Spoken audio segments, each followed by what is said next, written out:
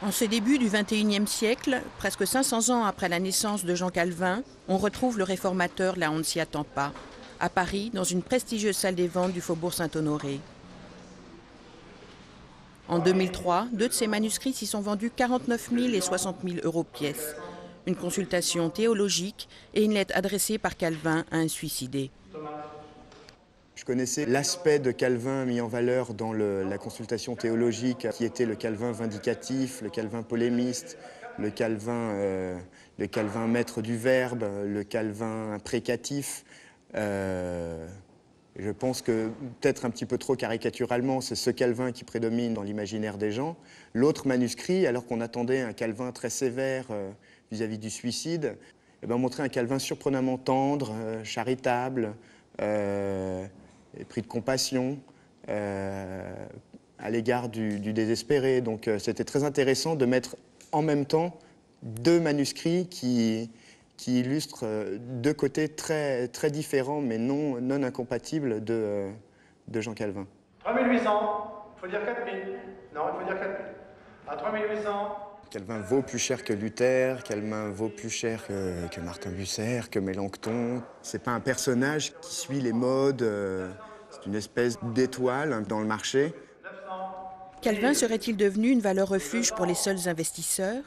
Ou bien sa théologie est-elle encore d'actualité? 1400. C'est une théologie assez dure, la théologie calviniste. Je pense que les jeunes pourraient être un peu effrayés par la rigueur et par l'exigence de la piété calviniste. Maintenant, pour l'histoire des idées, c'est fascinant. Calvin, c'est un homme politique d'une carrure égale à celle d'Olivier Cromwell en Angleterre, à celle aux Médicis et aux Borgia en Italie. Calvin, c'est vraiment le carrefour géométrique de Marx, Platon, il cumule tout, quoi. Il les cumule toutes. Je dirais, et c'est en ce sens-là qu'il est intéressant. Moi, c'est pour ça d'ailleurs que peut-être je me suis attaché à Calvin, c'est parce qu'il était trop mal aimé. Et que donc il y avait forcément, en plus, la propagande catholique de la contre-réforme a été d'une très grande puissance.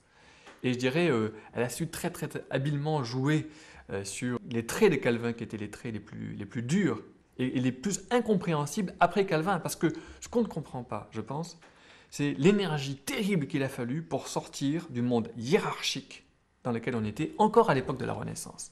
Calvin a eu le mérite et le courage de marquer une rupture politique et théologique que n'ont pas marqué les autres réformateurs. Luther, c'est l'aboutissement de tout ce grand mouvement religieux du Moyen-Âge européen. C'est un aboutissement. C'est la fin. Et une fois qu'on a fini, qu'est-ce qu'on fait? Mais il faut recommencer. Calvin, c'est celui qui recommence. Calvin n'est ni suisse ni genevois. Il est né en Picardie, dans une boucle de l'Oise, à l'ombre de la cathédrale de Noyon. En 1509, l'année de sa naissance, François Ier est au pouvoir et Noyon est alors une place forte importante aux portes de l'Île-de-France. C'est surtout une cité ecclésiastique prestigieuse où furent couronnés Charlemagne et Hugues Capet. Avec ses 61 chanoines, Noyon est un évêché plus important que celui de la cathédrale de Paris. Le père de Calvin, fils d'un marinier de l'Oise, s'est élevé socialement. Il est le notaire des chanoines, un peu leur homme à tout faire. Il gère leurs biens, c'est devenu un notable. Le jeune Calvin est élevé au contact de ce catholicisme flamboyant.